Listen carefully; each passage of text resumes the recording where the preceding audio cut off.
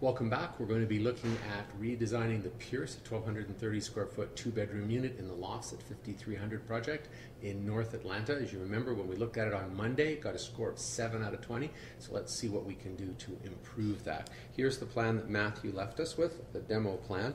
And I think the first thing, obviously, that we need to do is try and figure out where the kitchen's going to go. And I'm not going to make a big change, but I think the kitchen is better located over here, like so. I think that there's more space in the plan. It backs it into the corner. We can have more counter space, and that obviously means that we're going to be putting our dining room over here. Now we need to shift and start doing a little bit more detailed work. And the first thing I'm going to suggest is we need to enclose that entry a little bit. And so I'm going to suggest, because it's kind of nice sometimes to have a dining room, particularly in a small unit, that is more than just a dining room. So if you think about it as a study, there is no study space here. Let's put a library in. Let's put a bookcase, a built-in bookcase that just extends so that we have about 3 feet there, a little over 3 feet as a walkway, and then pull that back to there, and then I'm going to have this come around as a kind of shelf.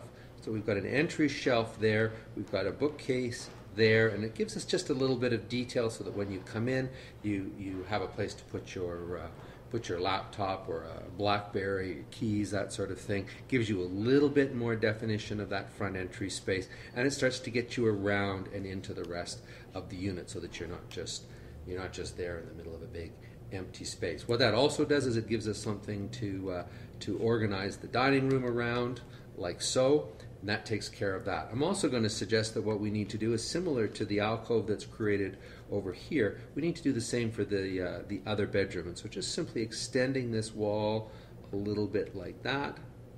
And there, don't even think that it necessarily needs to have a door on it, but that will just provide us with a little bit more formality in that space, a little bit more privacy in that bedroom.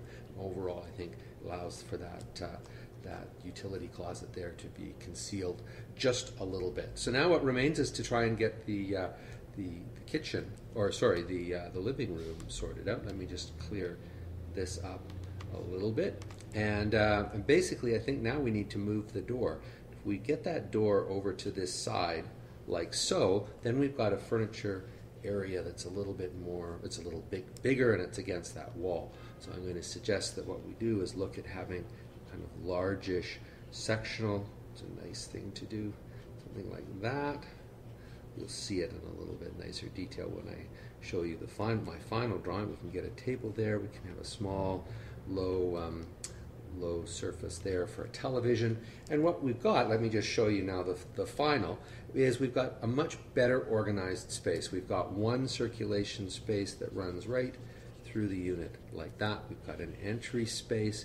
We've got a dining room space. We have a kitchen space that has a good work triangle, that has an island that faces out into the rest of the space. We've got a secondary circulation space there that takes us into the bedroom and takes us outside, but that's not, it has the television in front of it, and that's fine, but the rest of the seating area over here is quite contained and quite spacious and very, very different from what we had. The last thing, just the small pet peeve, is all I did was turn that closet door around so that you could actually get into the master without going into the bathroom.